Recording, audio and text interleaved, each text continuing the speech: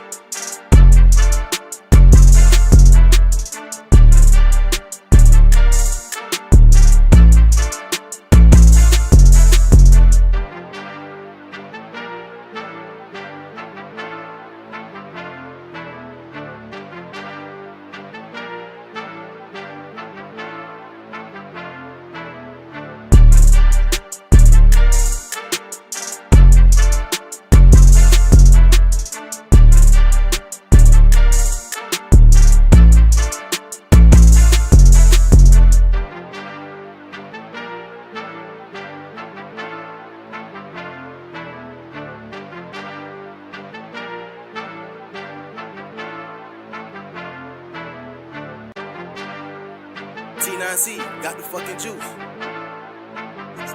Silver's the new gold. It takes a shit scene.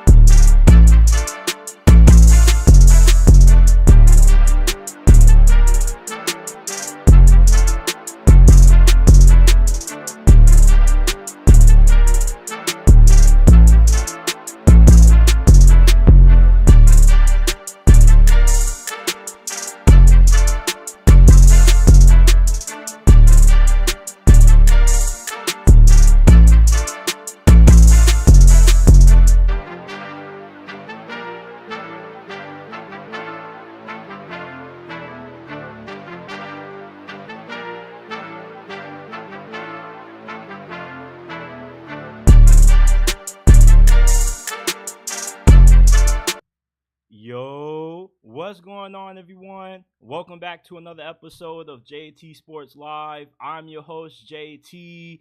Hope everybody's doing well. I'm doing pretty good.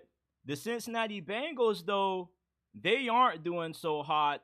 They are off to a 0-3 start, and they've started out slow in years past, but losing to the Washington Commanders, getting sliced and diced by rookie phenom Jaden Daniels, is a really concerning loss.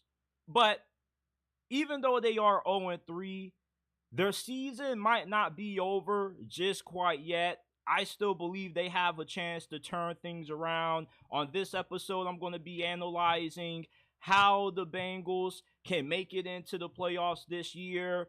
The Jaguars got annihilated on national television by the Buffalo Bills, and we should all agree that it's time for them to clean house down there in Duval, need to fire Doug Peterson as their head coach, and they got to bring somebody in who can fix Trevor Lawrence. Who should the Jaguars hire to be their next head coach? Who can help resurrect Trevor Lawrence's career? The NFC West is really interesting because the majority of folks out there going into this year were picking the 49ers or the Rams to win this division. But so far, the team who currently is in first place going into week 4 are the Seattle Seahawks. Can the Seattle Seahawks possibly sustain that number 1 place in this division? I think they might be able to hold on and win it. I want to explain to you guys why. On the college football side of things, it's Alabama, Georgia week. I'm going to be breaking down this game, giving my prediction. Also got to give my breakdown for Virginia Tech versus Miami. Could we see another Mario Cristobal special? And Oklahoma, they've made a quarterback change. Could it help out their struggling offense, or are they just screwed? And is Michigan's ground and pound offense sustainable for them to be able to repeat as Big Ten champions once again?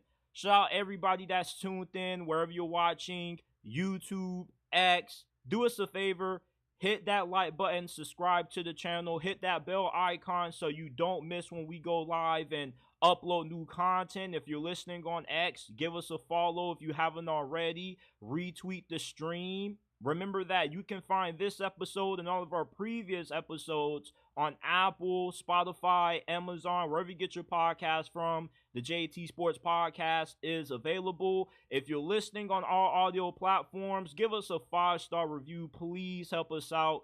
Support the pod. The best way to do so is by giving us a 5-star review. And follow us on Instagram at JT Sports _ and on X at JT Sports __. You can submit your NFL and college football questions in the DMs, and they could potentially be answered on a future episode. All right, now let's dive in.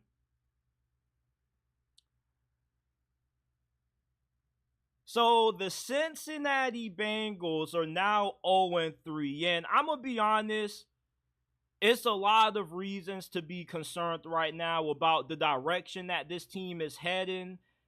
They've gotten out to slow starts in the past, but getting sliced and diced by Jaden Daniels and losing to the Washington Commanders is a really concerning loss. But their season isn't quite over yet. 0-3, most teams that start out this bad, the majority of times they don't make it into the playoffs. But Cincinnati, they have a very easy schedule for the most part. They get to play a lot of offenses that aren't that good. The Giants, the Browns, the Raiders, Titans, Broncos. And their defense is struggling. Lou Anarumo, his defenses have completely fallen off the map these past 2 years. And at one point, he was not only considered to be one of the top defensive coordinators in the league, but he was a candidate for several head coaching jobs in years past. So with how bad this defense has played, Cincinnati offensively, they got to be able to outscore everybody that they play in damn near every single game, which they definitely have the ability to do so. We saw them putting up points on Kansas City's defense. We saw their offense hang in there against the Washington Commanders. So the offense and Joe Burrow are not the problem. The problem is this defense. And the only way they're going to be able to make it into the postseason this year is if this offense can sustain at the level that they've been playing at these past 2 weeks, putting up 25, 28, maybe 30 points per game is what's going to be necessary if Cincinnati is hoping to overcome this 0-3 start. We know that the AFC North is probably the toughest division in the entire NFL, but the Ravens have been down defensively. They haven't been that good on that side of the football. Their offensive line has major flaws there. The Cleveland Browns, they're not really that good. Deshaun Watson, he's done. They just lost to the freaking Giants, for crying out loud. And the Pittsburgh Steelers, they're 3-0, but the Steelers have started out fast in the past. They got out to a great start last year and kind of fell off in the middle of the season. So the season is far from over for the Cincinnati Bengals. 0-3 for them doesn't necessarily mean that there's no hope of them being able to be a playoff team, because you play the Carolina Panthers this week. That's a winnable game. Their schedule lines up perfectly for them to win probably 4 out of their next 5. And then hopefully, once you get into that late October, early November stretch, you're playing your best football, and maybe Lou Anarumo can correct some of the problems with this defense. And the issues that Cincinnati has on defense is that, for one, the secondary is not as consistent as what it's been in years past. Cam Taylor-Britt is the perfect example.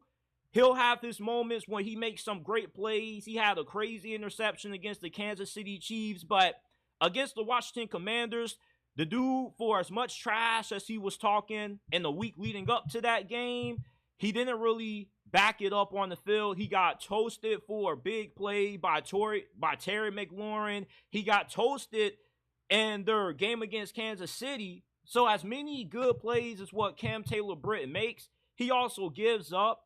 And outside of Mike Hilton, you don't really got a lot of talent in your secondary. You got a lot of youth there, a lot of inexperienced guys who are like in their second years as starters, and they're just not giving you consistent play.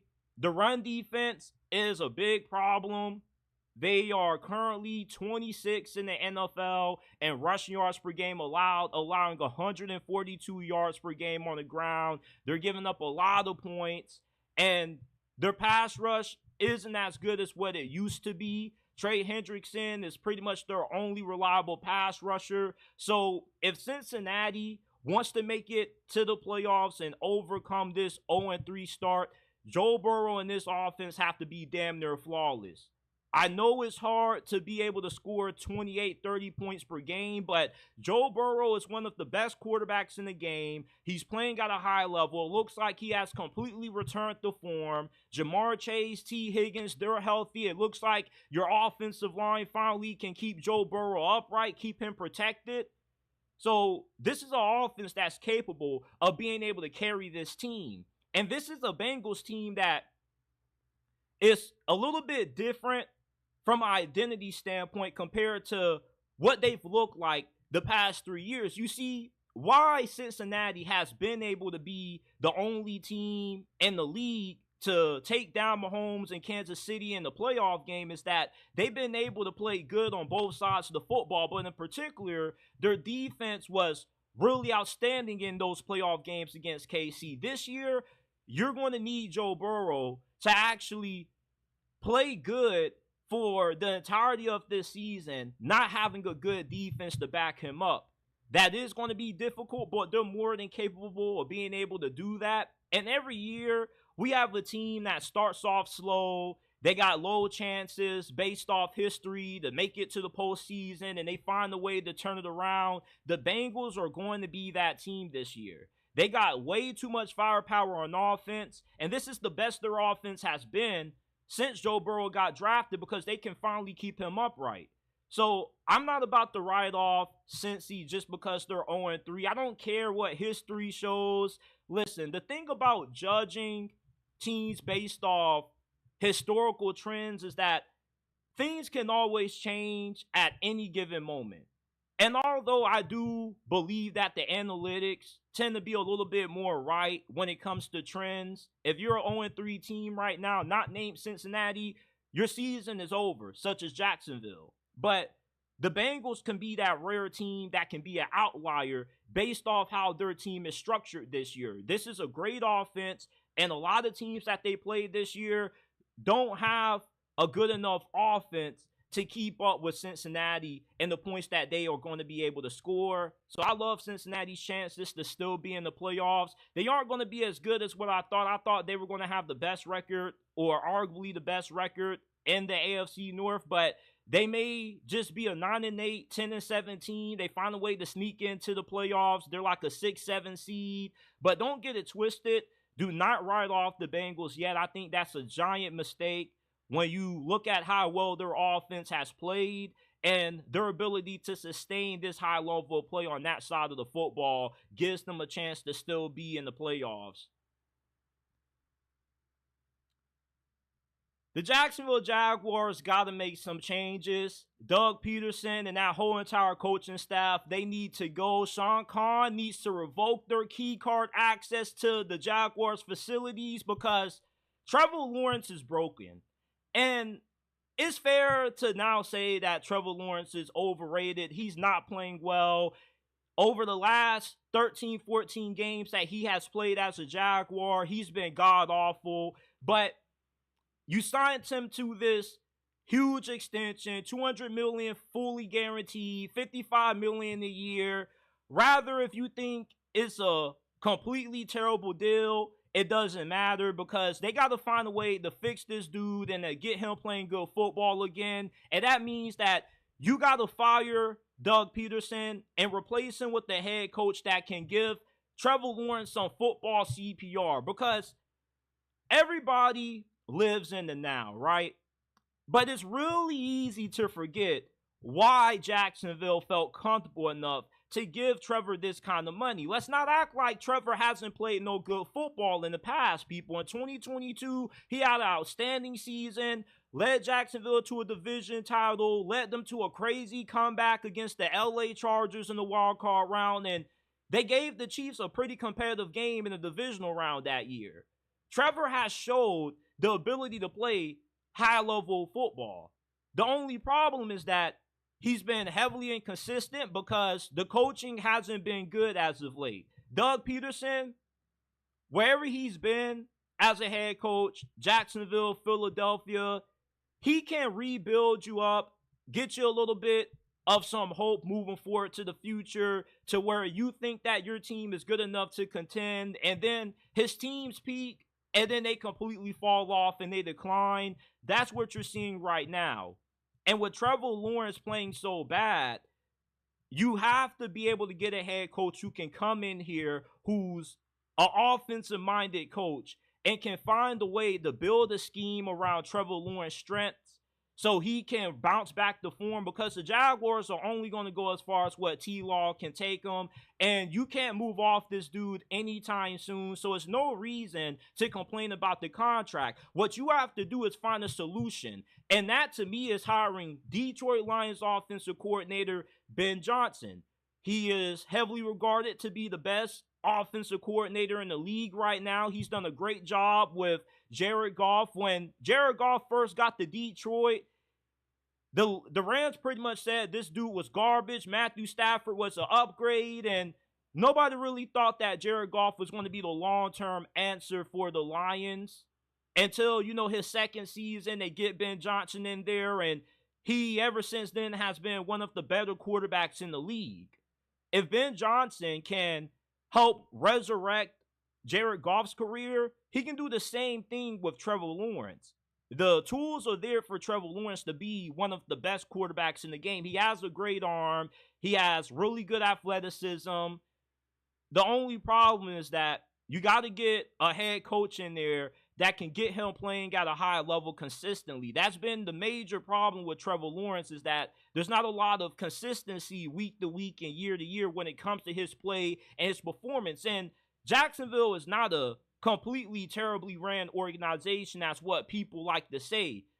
Their GM, Trent Baalke, he definitely has to go. He sucks at drafting, but Sean Khan is not a bad owner. Sean Khan has shown plenty of times that he is more than committed to making the Jaguars a winner. He has no problem spending the money that it takes to do that. He just has to hire the right people. And hiring Ben Johnson would be a perfect move for Sean Khan because you get a guy who can come in, work with Trevor Lawrence, and fix him. And this is an appealing job for a dude like Ben Johnson. You're going to have a more difficult time trying to hire Bill Belichick to coach this team or establish head coach than you are a young coach like Ben Johnson. Trevor Lawrence is still a serviceable enough quarterback to appease potential high-level coordinators to want to take this job. And it's not like the Jaguars don't have no talent on offense. You got Travis Etienne. You got Brian Thomas Jr., who's really good. You got Evan Ingram. There is talent on this team. Sean Khan was coming into this season believing that this team can be a winner. and they've underachieved relative to the amount of talent that they had. They made some really good moves in free agency. So that shows you that Sean Khan is committed to trying to win. And if you get Ben Johnson in there, and a division where you got to worry about C.J. Stroud, if Anthony Richardson can get it figured out, you're not going to have success if Trevor Lawrence can't play at a high level. And rather you Jaguar fans want to admit it or not, T-Law's the best quarterback that this franchise has ever had. Mark Brunell was not that good. You know, I know that it was a different era of football back then, but looking at his numbers, bro, he's nowhere close to Trevor Lawrence. Right now, Trevor Lawrence needs to be the main priority. There's no use complaining about the contract because you did it. It's history now. You got to find a way to make it work.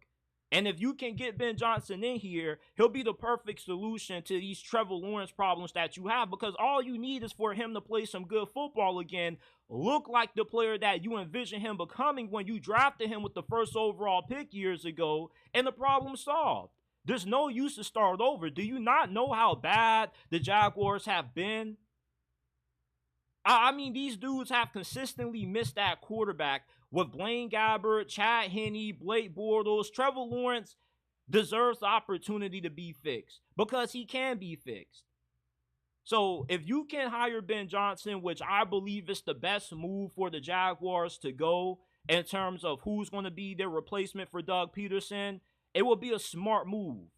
So Ben Johnson is the head coach that I would love for the Jacksonville Jaguars to hire. And I think this would be a really appealing job for him. You're going to have the opportunity to work with a new GM. You got an owner that pretty much is going to pay for whatever you need.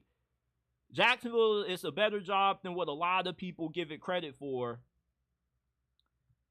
Shout out to everybody that's tuned in to the chat. Shout out to M Sparks. He says, "Sup, JT? How about them Steelers? How about them?" Dave says, "Too much going on in Cincinnati."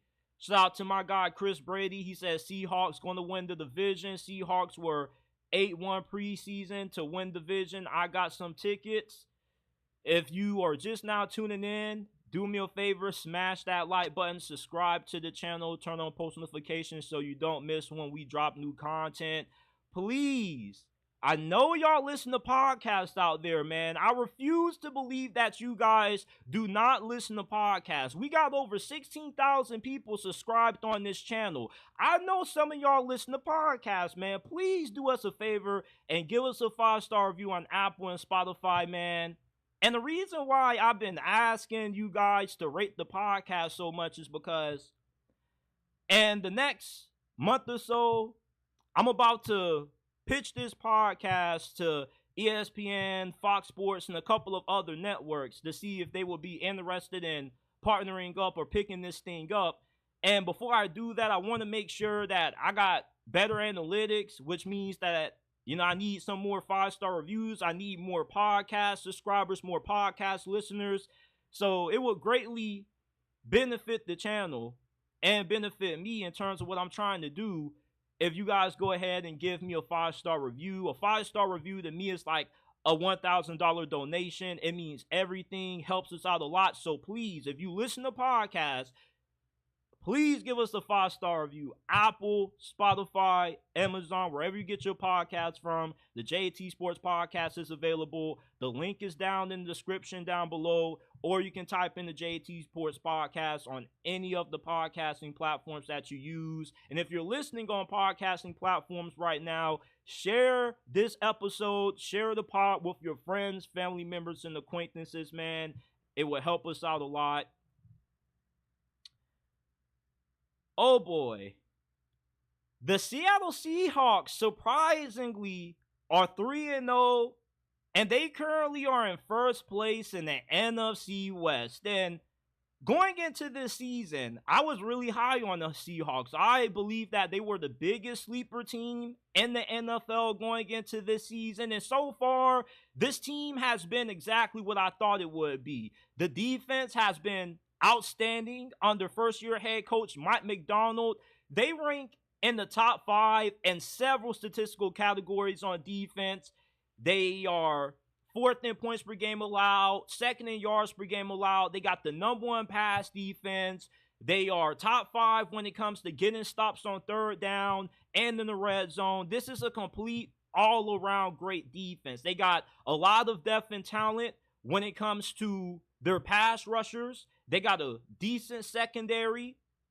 And offensively, Geno Smith, we get it. He's not all that great, but he's good enough to win a division that is kind of having a down year. The 49ers, they haven't really been that great. They got some injuries to Christian McCaffrey, George Kittle, Deebo Samuel. The LA Rams, nearly the majority of their starters are down. They got none of their star receivers. Cooper Kupp, Puka Nacua, they're going to be out for a couple of weeks. They are going to end up getting healthy around week 8, week 7. But for Seattle, with you being in first place right now, you're in prime position to really take control of this division. If you can win 2 of your next games, you got a big test against the Detroit Lions on Monday night. If you can get out to a 2-3 game lead in this division, you got a great chance to walk away NFC West champions.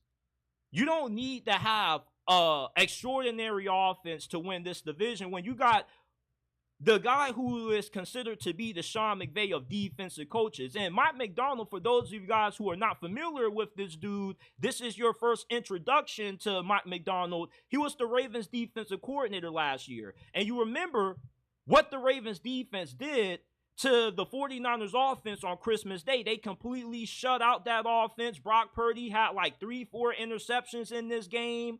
And the NFL has been overran by an influx of offensive-minded coaches. But Mike Macdonald could bring balance back to this division again. Because there are a lot of offensive-minded coaches in this thing that are really good. Kyle Shanahan, Sean McVay are 2 of the best offensive minds in the modern era of the NFL. So when you got a defensive guy in Mike Macdonald that has a complex scheme that adapts to whoever his opponent is, it gives the Seattle Seahawks a huge advantage because they have drafted very well on both sides of the football. Seattle has one of the better rosters in the NFC this year. They don't really have to sign a lot of free agents because of how well they've drafted. Boye Mafe, Devon Witherspoon, Kenneth Walker. They don't really miss too much in the draft. They got talent. They got depth. The thing that has held this team back the last 4 years has been their defense has been their Achilles heel. Pete Carroll was running an outdated defense. You got this guy in Mike Macdonald now that is doing some things that probably are going to revolutionize the NFL. A lot of people are probably going to start taking a little bit of tidbits from Mike Macdonald's defense and apply it to their own. He's going to have a big impact on how defense is going to be played in the NFL for over the next couple of years, with how many different things he's able to do schematically on that side of the football. Arizona, unless their offense can put up 30 in every game, they don't really have a shot to win this division. Right now, with the 49ers and the Rams being wounded, not playing their best football, not being at 100% health-wise, this is a great and golden opportunity for the Seahawks to run away with this division. The NFC is not that tough. There are not a lot of good teams right now. You got teams that are talented like Philadelphia, but you don't really know if they're going to be able to play up to the level of talent on their roster. Right now, there's a bunch of good, above average teams, but there aren't really a lot of great teams right now in my eyes. And for Seattle to start out 3-0, it doesn't matter who they played. You know, it's hard to win in the NFL, especially early, because you don't really know what to expect from your opponents. And the best way to make it to the postseason, to win the division, is by getting out to a fast start early. So for Seattle to be 3-0, this is a golden opportunity for them to take control of this thing and win this division early before the Rams and the 49ers can get back to full health, because even when those teams are healthy, they're going to have a hard time scoring on this defense. This is going to be one of the top 3 best defenses in the league this season. So of how good you're going to be on the defensive end, it doesn't matter if you're getting mediocre quarterback play out of Geno Smith. We've seen teams like Cleveland make it to the postseason with Joe Flacco because of how extraordinary they were on defense. Defense still can win a lot of football games, people. It's an offensive revolution going on, but defense still matters. Offense is kind of down this year. So you got a defense that can force turnovers, hold teams to under 17, 20 points per game. You don't really need your offense to do too much. I want to move on to some college football talk. So Michigan took USC to Pound Town last week. They had 290 rushing yards, and I've been watching college football for a very long time, but I've never seen a team engineer a 2-minute game-winning drive only running the football. They beat USC only throwing 12 passes in that game. They completed only 7 of them for 32 yards. The identity, the heart and soul of Michigan football is physicality, being able to run the football at will against whoever they play, and having outstanding defense. And that's what the Big Ten is known for. And there aren't any teams in the Big Ten that are as good as what Texas are, maybe Ohio State, but we got to see, because when you go against your rival, it doesn't matter if you have the talent disadvantage or the advantage, because rivalry games always tend to play out a little bit differently because they're not always judged off who has the better roster. It comes down to scheme. It comes down to culture, how your identity is built. And Michigan ran all over Ohio State last year. There's no reason why they can't run over the Buckeyes again. And I like Ohio State to win it all this year. I might be one of the few people in the nation that actually thinks the Buckeyes can win the Natty this season. A lot of people seem to be leaning in a lot of different directions, but with how dominant Michigan was against a really good USC defense, I believe that Deanne Lynn is going to end up being a head coach next year. His defense is going to be really good. It comes from an NFL background, and USC did improve up front. But Michigan is just a completely different animal when it comes to their dedication to the ground game, because that's their identity. And with the teams that they play coming up, Minnesota, University of Washington, Michigan State, Indiana, Northwestern, none of those teams are going to be able to hold a candlestick to Michigan up front. Michigan is going to be able to maul those teams on the ground. They're probably going to have like 300, 400 rushing yards in that game. You don't really need Alex Orji to complete any passes in that game. Where you are going to have some concerns at, though, is when you got to play Illinois on the road, because Illinois has a really good defense. They got a pretty good offensive line, too. They're one of the few teams that might be able to match your physicality. Ohio State, we got to wait and see. With Ohio State, it's just a mentality thing. Like, anytime they play Michigan, they just look like powder puff girls out there. And Oregon, I love your chances to beat Oregon this year, because Oregon got ran all over by Boise State and Ashton Gentry. You mean to tell me that Donovan Edwards, and the other running back that you got can't do the same thing? Michigan can go 10-2 this year. As absurd as it sounds, for a team that can't complete a pass damn near to save their life, to win 10 games in this day and age of college football with all these air raid offenses, all these offenses that are pass heavy, Michigan is old school.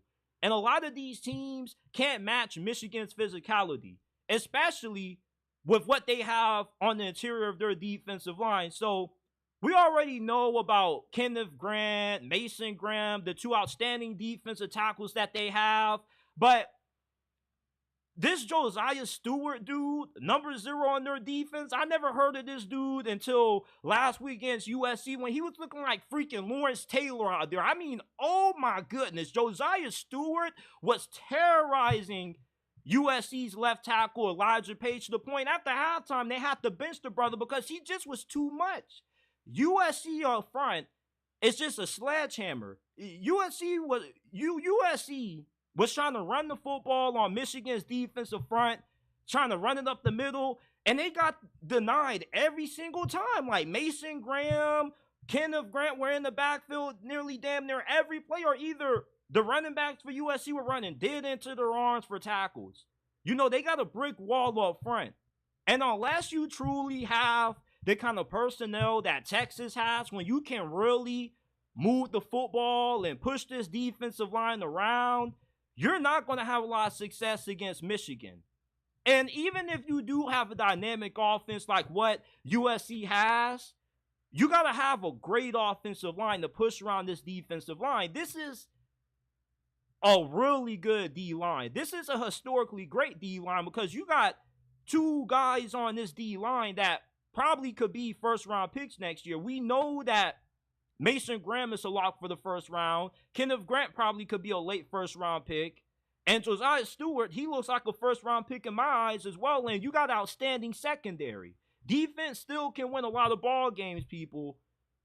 The problem with Michigan is that what gave you so much success these past 2 years has been you can play complementary football. This year, you can only run the football, which means that you're not really getting any production out of your passing game. Even when you do get Colston Loveland back, it doesn't really matter that much if Alex Orji can't throw him some accurate balls.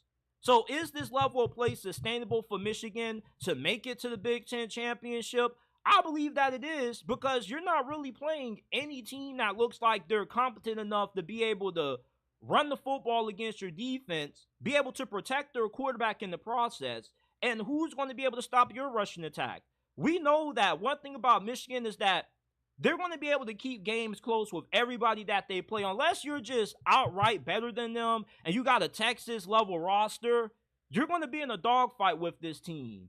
And as long as they can keep games close with how good their defense is, Wayne Martindale, their new defensive coordinator, is one of the best defensive coordinators of the past decade in football. Not just in college football, but mainly in the NFL because he's well respected among NFL circles. He runs a very aggressive style defense.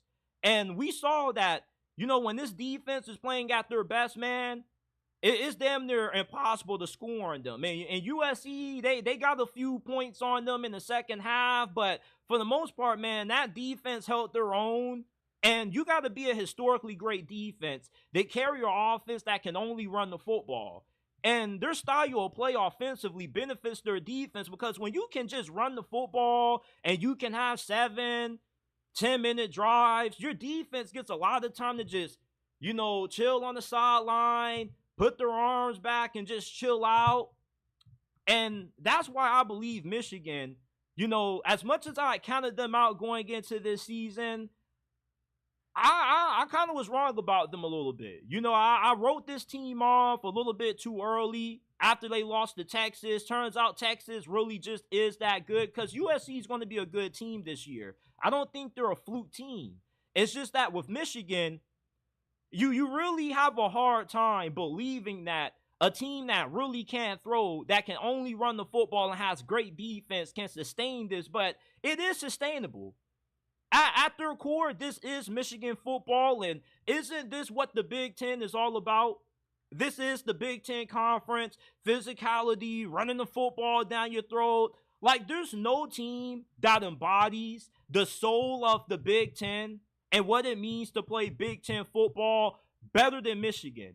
And some of the best teams that I remember from this conference, like those good Paul Chryst coach Wisconsin teams or the Brent Bielema Wisconsin teams, were run heavy. They had great running backs. When you think of this conference, you don't think of great quarterbacks. You think of good offensive linemen and great running backs. Jonathan Taylor, Melvin Gordon, Blake Corum, Saquon Barkley.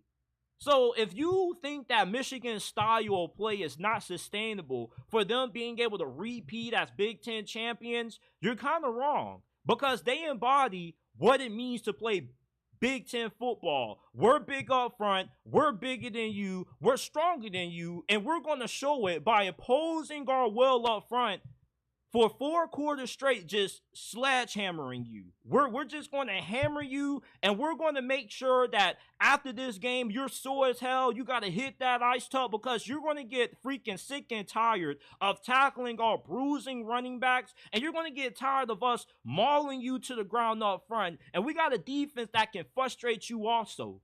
You just can't be a finesse team and find a way to out-scheme Michigan, because football still is won and lost by what you have in the trenches. And with their defensive line, that's a damn brick wall that they have. So I don't believe that Michigan's chances of winning the Big Ten should be counted out just yet. Everybody gets so attracted and enamored with flash. Who's the team that has the great receiver?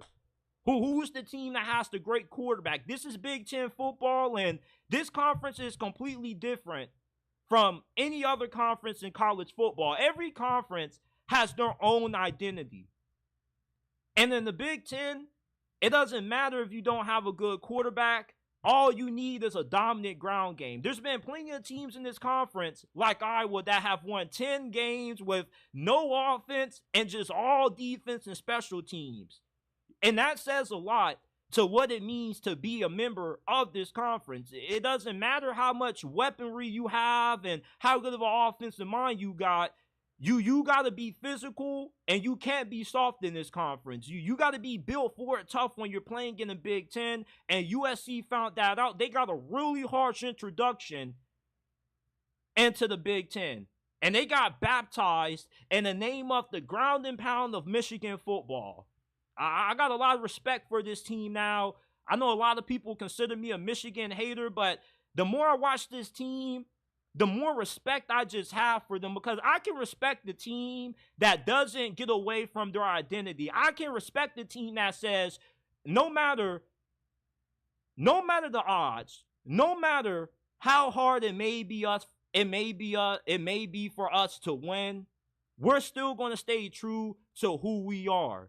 And that 2-minute drive that they had to get that touchdown, take the lead against USC, shows why Michigan has been the most dominant team in the Big Ten for the last 3 going on 4 years, because no matter what, you know they're going to run the football, and you can't do anything about it because they're just downright different. They are psycho. Sharon Morris, an offensive line coach or a former offensive lineman. You know, this is a team that embodies what it means to play big boy football in the Big Ten Conference. And when your identity is true to what the identity of your conference is, you got a great chance to win it.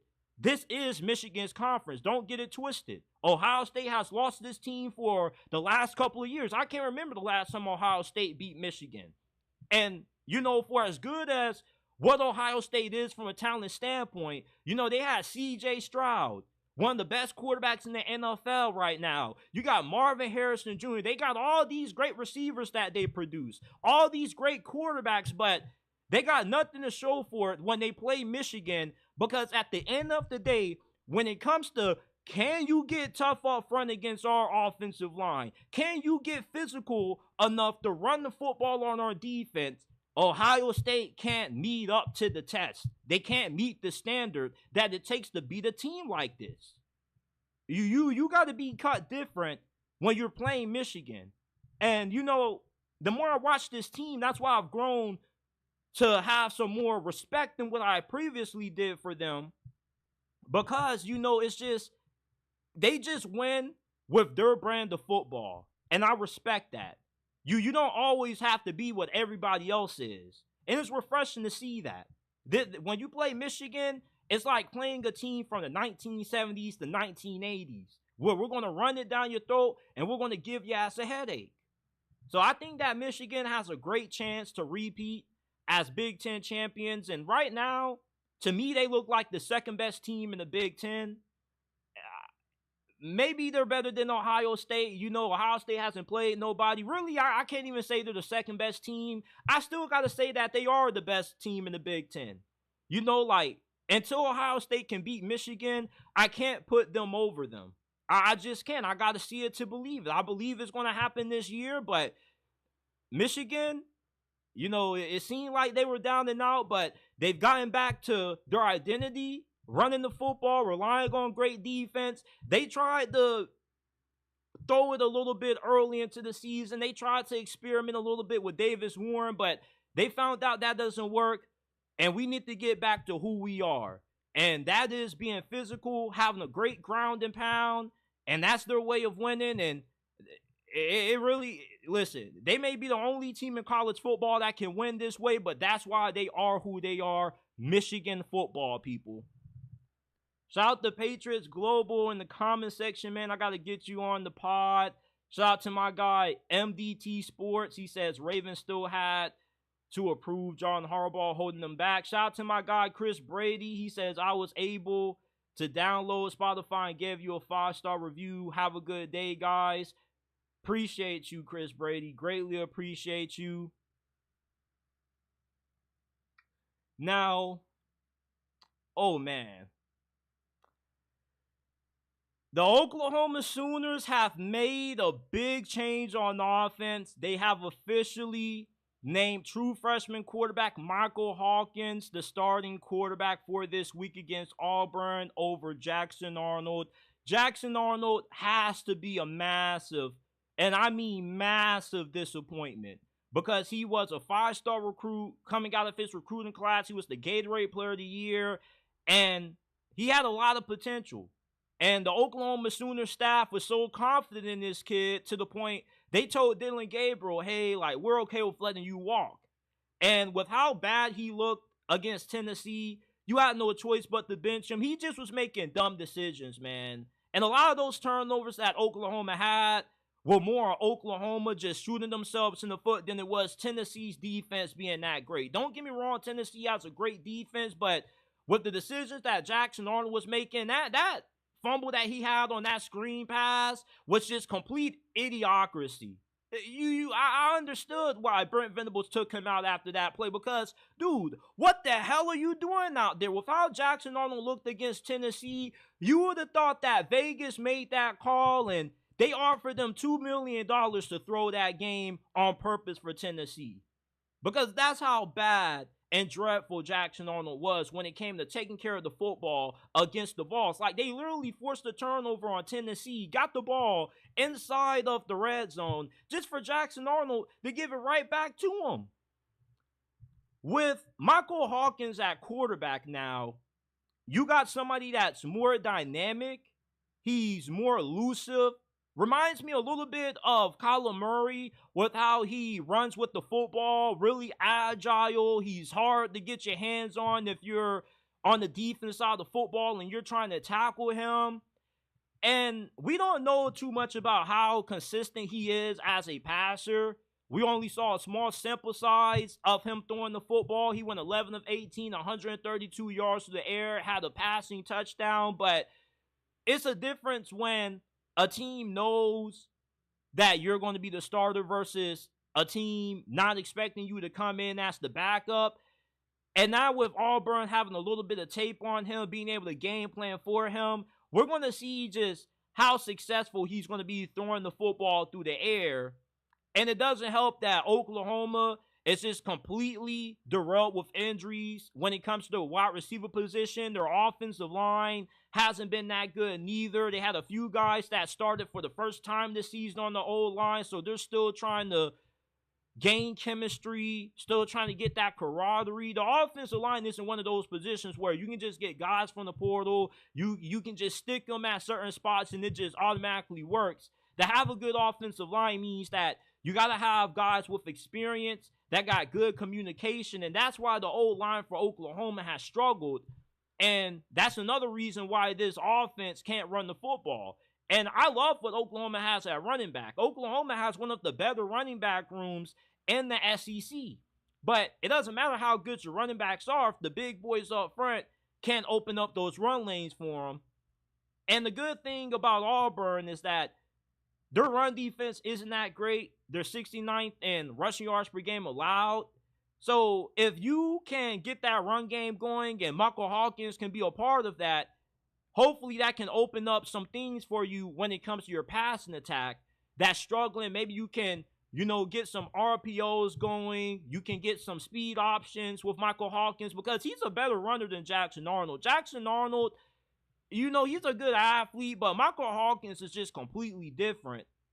And he wasn't a highly touted guy coming out of high school. He only was a 3-star recruit. So he doesn't have that blue chip background that a guy like Jackson Arnold does. But at this point, if you're Brent Venables, if you're not going to have a good offense. You rather have a quarterback that can take care of the football versus somebody who constantly is giving up the pigskin, because OU has the elite defense.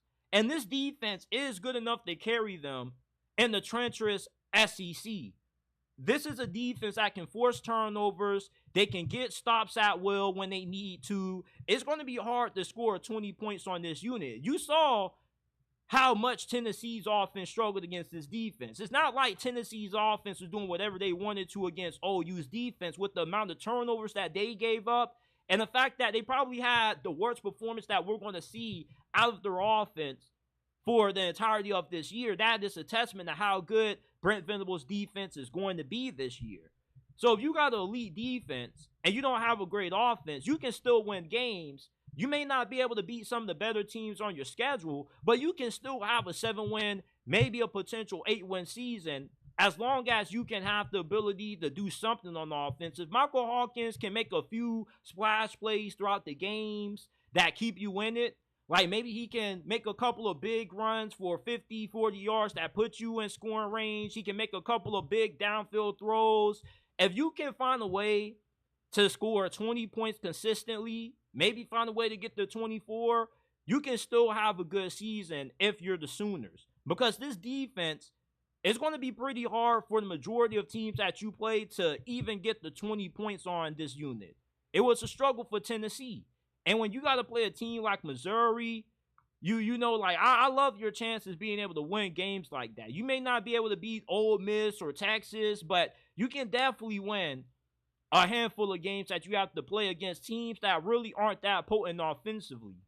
So this Michael Hawkins dude, he may be able to right the ship for OU offensively. It may not be that big of an improvement, but at least you got somebody that can take care of the football and allow your defense to win you games without being put at a disadvantage with them having to defend a short field due to a guy like Jackson Arnold just completely being careless with the football. Let's break down a few of these matchups. I want to start off with this game. Georgia versus Alabama. One of the biggest games being played this college football season. We got the two kings of the South. Two of the best coaches in the sport squaring off. Kirby Smart versus Kalen DeBoer.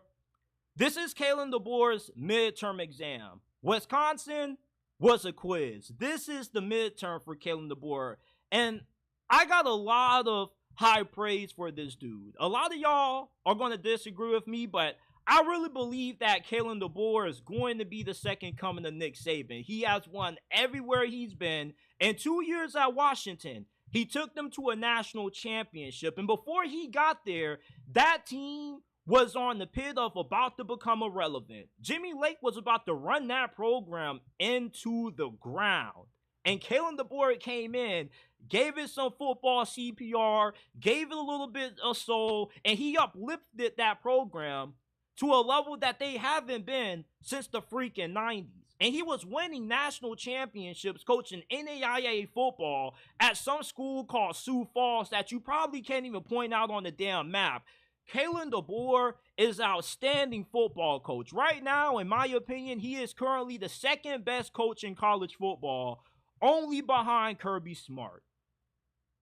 Kirby Smart, as good as what he is, his kryptonite seems to be Alabama. Can Kirby Smart overcome his demons, which is playing the Alabama Crimson Tide? He's 1-5 against this team. You can truly say that Alabama is his kryptonite. I want you to think about something. Georgia, over these last couple of years, since 2021 to now, they've only lost, 2 games? And do you know who those 2 losses have come to? Alabama. That is an absurd stat. You pretty much would be undefeated over these last 2-3 years if it wasn't for one team that just always seems to be the thorn in your side.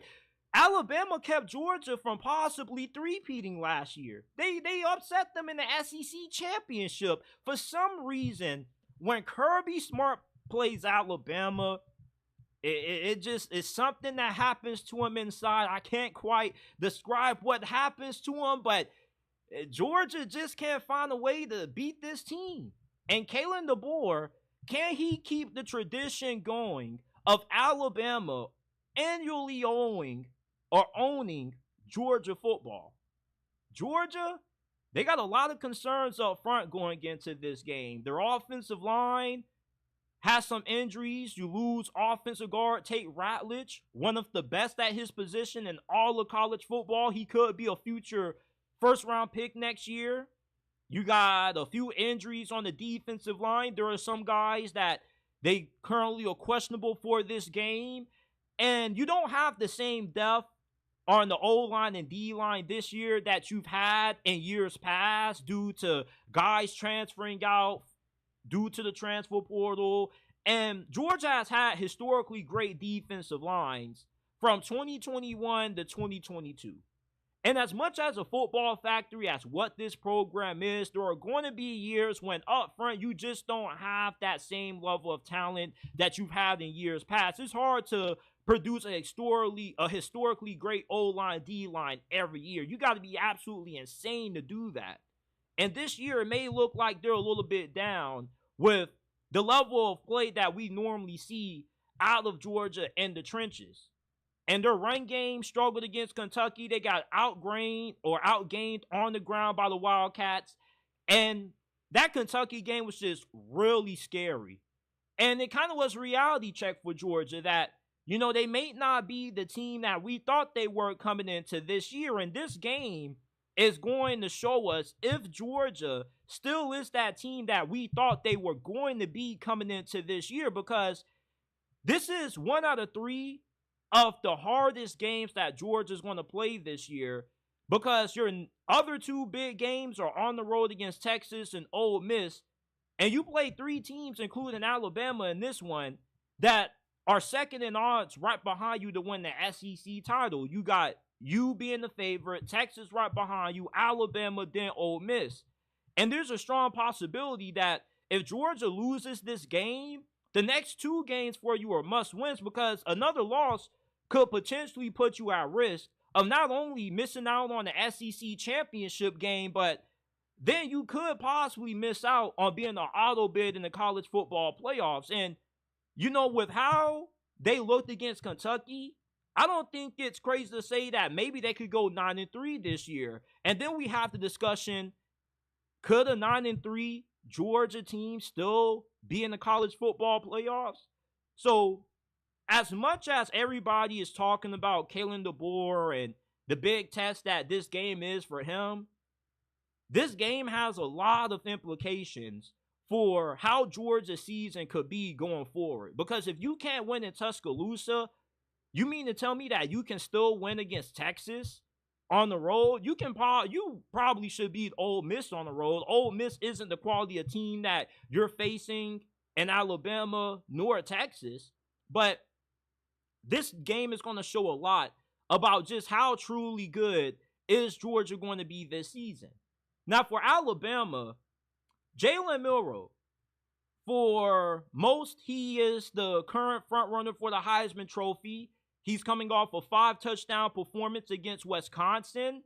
And the last time he went up against Georgia and Kirby Smart's defense, he had 2 touchdowns and no interceptions, and he led Alabama to the win over the Bulldogs. Well, even though Georgia has some concerns up front, they still have a great defense. They got really good linebackers. They got a great secondary. They're 8th in the nation and yards per pass, 4.5. They're 9th in America in pass yards per game allowed. They got a really good run defense. Even though Kentucky was able to gash them, I think some of that was due to the lack of depth that they had. And their offense not being able to sustain drives kept that defense on the field for a lot of plays, and eventually they got worn out. But last time when Jalen Milroe went up against Georgia, I don't really think he played as good as what the stats show. He was only 13-23 passing. He had a few good throws that he made throughout that game. And he did have a big run late in the fourth quarter to pretty much seal the win for Bama. But Georgia has a lot of athletes that can keep up with Jalen Milroe's athleticism. Jalen Milroe is one of the most freakish athletes in all of college football, but Georgia has a lot of freak athletes on the defense. Malachi Starks, this dude had a crazy highlight reel interception against Clemson. And for as much talent as what Jalen Milroe has around him, he has this insane true freshman wide receiver, Ryan Williams, who's only 17 years old. Ryan Williams could go down as an all-time great for the Crimson Tide. And Matt, he's only 17 years old, and he's already this good. When he's 19 years old, he may be one of the youngest players that ever declared for the NFL draft. And if you are this good, this young, you have insane potential, because his body, his physical potential hasn't even been reached yet. I've read something earlier that said that you don't reach your physical prime until you get into your early 20s. So Ryan Williams could be better maybe than what Devontae Smith was. Great route runner, explosive, downfield, vertical threat. You got Jam Miller, Justin Haynes, who are really good running backs. I love Jam Miller. He's probably my favorite running back in the country. Great vision, has fantastic contact balance. When he gets tackled, he falls forward for extra yards, and he's averaging nearly 10 yards per carry at 9.1 yards per pop. And Georgia against the run, they're 17th in America. We saw Kentucky have success on the ground against that Georgia front, but when you're going up against Alabama and you know that you got to account for Jalen Milroe's athleticism and what he does on the ground game, your whole game plan is going to be centered around, can Jalen Milroe beat us throwing the football? And when you think about the teams that have been able to beat Georgia and have success against Kirby Smart's defense, they've had quarterbacks that have been able to throw the football at a high level. And Jalen Milroe's growth is going to be on display in this game, because I want to see just how improved is he throwing the football. It's one thing to look good against Wisconsin and USF. It's another thing to do it against one of college football's best defenses. And last year, your SEC championship performance to me could have been a little bit better in my estimation. So if Jalen Milroe truly is this quarterback that people believe he is, you know, being the best in the nation, arguably, a lot of people feel he can win a Heisman Trophy, this is going to be a game where Jalen Milroe has to have his Heisman moment. If Jalen Milroe is going to win the Heisman this year, he needs to have a big game, because Alabama, their offensive line still is a major concern. You know, they've had some problems on that unit. They've already given up 8 sacks. Carson Beck has only been sacked one time, despite the injuries that Georgia has had on that side. So the O-line still is a work in progress. And if you are Georgia, even though you lost to Jalen Milroe last year, you still have a great game plan for being able to hold him in check. He only had 29 rushing yards when they played in the SEC championship. So if you can hold him in check, force him to beat you throwing the football, I know it sounds cliche to say, but I'd rather have Jalen Milroe show me that he's an improved passer than just allow him to take this game over with his legs. And Kalen DeBoer gets a lot of praise for how good he is on the offensive side of the football. He was able to elevate Michael Penix to a Heisman finalist and a top 10 pick in the league.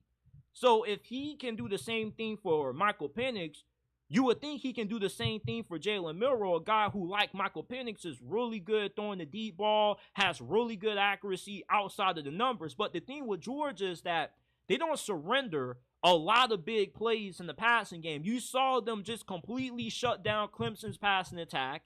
And Clemson is going to be a good team this year. They're going to make it to the ACC championship, and they probably are going to be a playoff team this year. Kentucky, their offense is a lot better than what they looked against Georgia. They got some good receivers. It just is Brock Vandagriff wasn't that good because he didn't have a lot of time to throw the football due to how stout Georgia's pass rush is. So with the amount of talent that Georgia has on defense, they got guys who can hold Jalen Milroe in check. This is going to be a game that is going to be decided based off how efficient Jalen Milroe can throw the football. And Georgia offensively, their run game struggled against Kentucky. They had 30 attempts and only had 3.4 yards per carry. That's not really the standard that you expect from Georgia's rushing attack based off how much talent they have in that running back room. They did have some injuries going into that Kentucky game at that position, but Georgia normally is really deep at running back. But the reason why their run game struggled is because their offensive line wasn't that good in that game. Alabama has a really good defensive line. Kentucky had a really good defensive line. Deonte Walker is a projected first-round pick, and there's a couple of other cats on that Kentucky defense that are probably going to be NFL guys. So if you struggled against the D-line that you saw against Kentucky, imagine what's going to happen when you walk into Tuscaloosa and you see this physical, big, and strong Alabama D-line. Alabama, I don't think their defensive line is explosive, but I do think that they are really strong, and it's really hard to move the football on this front. And Carson Beck in his passing game were really off against Kentucky as well. You know, normally Carson Beck looks composed. He's a smooth operator, but he got rattled a little bit throughout that Kentucky game, and so did the rest of this passing offense. They weren't efficient in third down situations. Alabama secondary, though, they haven't really been tested, and their secondary was a big talking point going into this season because you got a lot of transfers and young guys who are going to be playing. Domani Jackson, Keon Sabb with transfers. Keon Sabb leads the team in interceptions, and you got a true freshman cornerback out there that gets significant playing time in Xavier Brown. So when you got a lot of transfers in there and a lot of young guys playing that haven't really been tested yet, you know, you wonder if Georgia still is going to have the ability to get those big plays in the passing game. Are they going to be able to get back to the level of efficiency that we have been accustomed to seeing this offense operate as, with Carson Beck being the starting quarterback? Malachi Moore still is there, one of the best defensive players in all of college football. But Alabama secondary, we're going to find out just how good they are going up against this Georgia passing attack. And the offensive concerns for Alabama, we talked about earlier how their O-line is still inconsistent. They've given up a couple of sacks. They've given up 5. I think I said 8 earlier. And they got some turnover issues. They've already lost 4 fumbles this year. They only had 5 all last season. So this is an Alabama offense that has the problem of, you know, kind of kicking themselves in the foot. And if Georgia can take advantage of Alabama's mistakes, like they definitely are capable of doing, because one thing about Georgia is that you don't want to give them extra possessions. They're really good when it comes to making the most of extra possessions. And for Alabama still having, you know, concerns with their pass protection, I don't really know if Georgia's defense is going to give up more than 20 points in this game.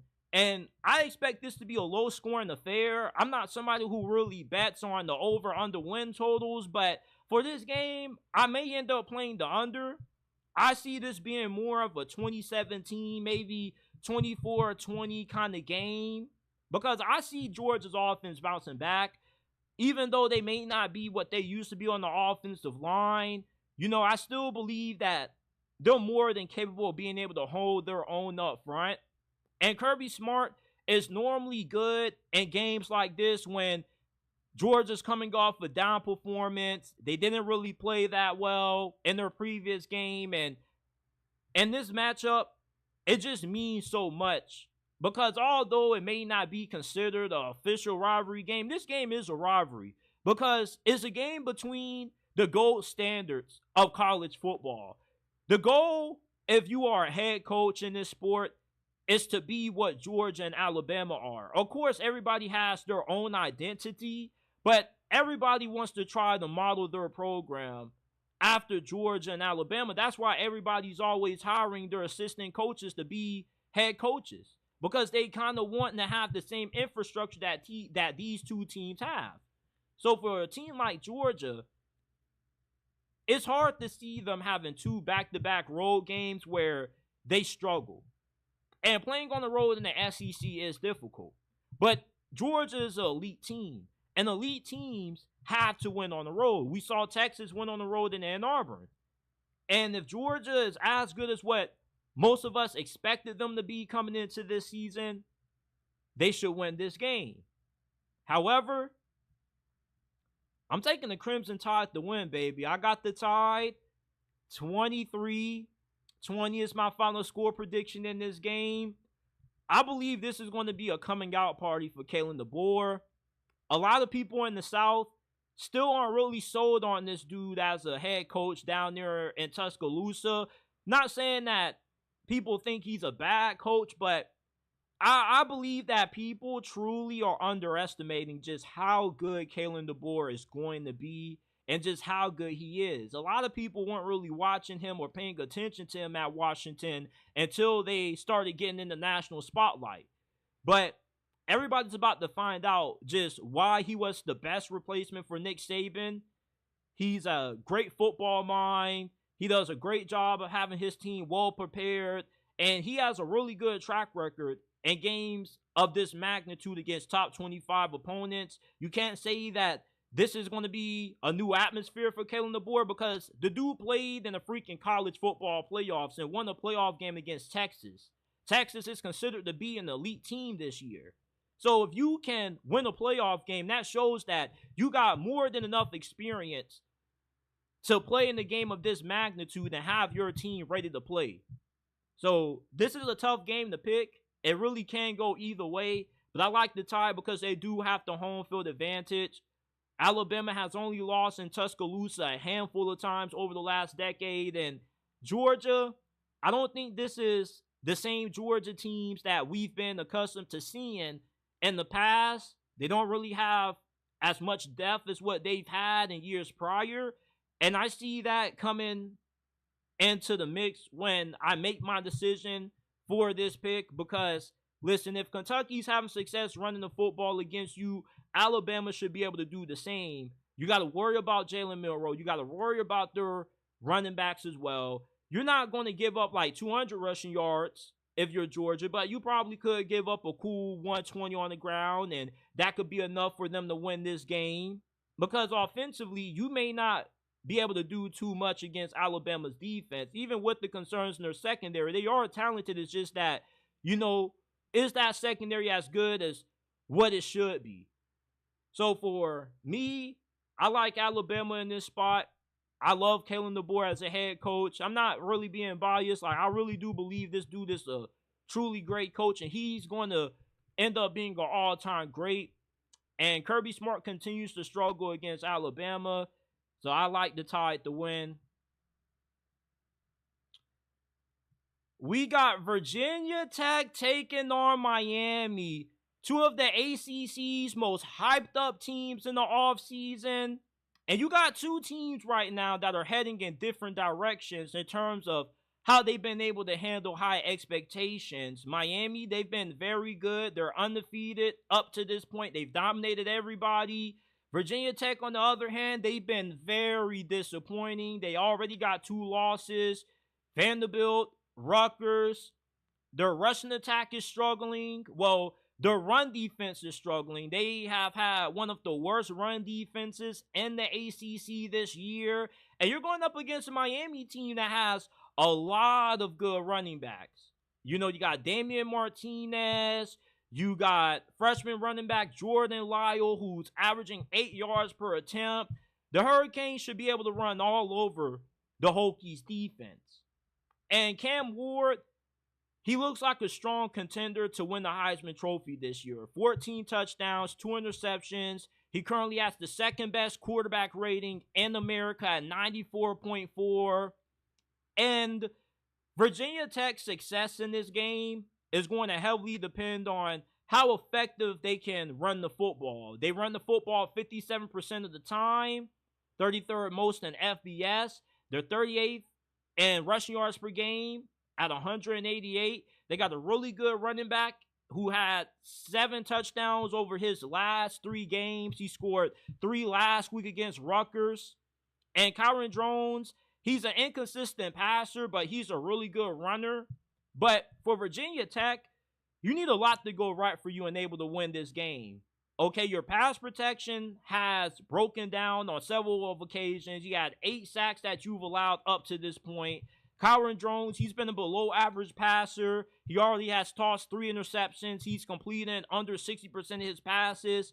And a big key to Virginia Tech coming into this season, which was going to define how good they were going to be this year, was the growth of Drones as a passer. And so far, we haven't really seen any improvement. Plus, they're walking into this game with some of their best receivers being injured. We don't know the status for them for this game, so that's not going to help the passing game at all. And with your run defense being 95th and rushing yards per game allowed, it's just hard for me to see you winning this game. Miami's defense is really stout up front. They got a top 10 run defense. They allow 69 rushing yards per game, which is going to make things really difficult for an offense that hasn't shown the ability to be efficient throwing the football. But although this is a game that you look at on paper and you see the statistics, it's so one-sided in Miami's favor. As a Miami fan, me personally, I don't feel overly confident about the Hurricanes winning this game because we could see a Mario Cristobal special. And one thing about Mario Cristobal is that he'll have you ready to play for the big games, but when it comes to going up against inferior opponents, especially when Miami is going into this game as a 19-point favorite, you know, these games tend to be a little bit weird for Miami under Cristobal. They tend to play down the competition pretty often. And, you know, it may look like Virginia Tech has no chance to win this game, but this game could get played and we see Miami in a dogfight.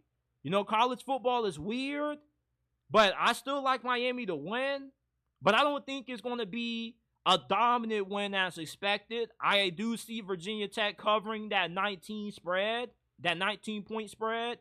Only because, you know, based off the history that Miami has had, I've been too accustomed to seeing this team lose games like this. You know, they get a lot of momentum early. Everybody's talking about them. Everybody's saying how Miami's a top 10 team, how they're going to win the ACC. And this is the perfect letdown spot for Miami.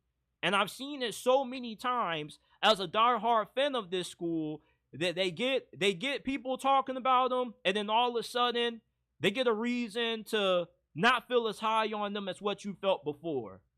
But I still see them winning this thing. 28-17 is going to be my score prediction for this game. I can see this being a competitive game for 3 quarters, and then Miami slowly and methodically pulls away in the end, because Virginia Tech, they are a solid team from a talent standpoint. They do have a lot of experience, which is a really weird and shocking to see them struggle so early this season, because normally when you return as much production as what they do from last season and you got a head coach that is going into his 3rd year, this is normally a breakout year for schools like this.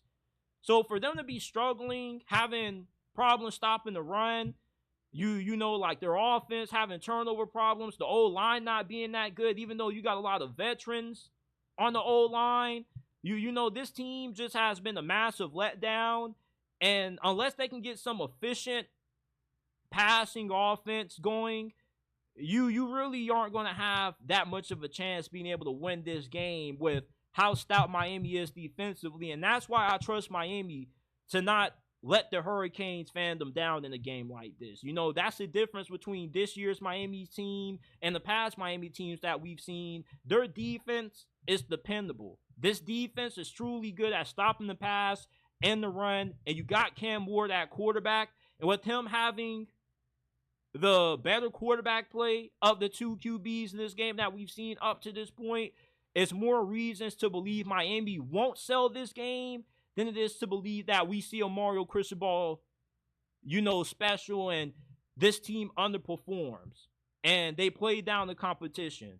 So I'll take Virginia Tech to cover plus 19, but I'll take Miami to win outright. This is it for this episode of JT Sports Live. I appreciate you guys for tuning in. Shout out to my guy, Unruly TV. He says, my boy JT the GOAT. Shout out to Dubs, the money man. He says, JT, what up? Shout out to Chris Brady. He says, I'm just looking. Alabama's 8-2 against Georgia. Last 10 head-to-heads. Shout out to everybody that's tuned in. Everybody that hasn't already, please give us a 5-star review, man. It greatly helps us out a lot. All you got to do is go to the link in the description. Click on the Apple and Spotify links. Give us a 5-star review. Share the pod with your friends and family members. A 5-star review is like a $1,000 donation to the channel to me, man. Like, I need to have better analytics because I am going to end up pitching this podcast to ESPN, Fox Sports, and a couple of other companies. I think that somebody's going to be able to pick it up. Somebody is going to want to pick it up. But before I do that, I do want to have better analytics. I want to show them that I do have a pretty strong listening audience. So it would greatly help us out a lot if you would go ahead and give us a 5-star review, please. Like, giving us a 5-star review means everything. So go ahead, rate the JT Sports Podcast 5 stars on Apple and Spotify. You can follow us on Instagram and on X at JT Sports _ and on X at JT Sports __.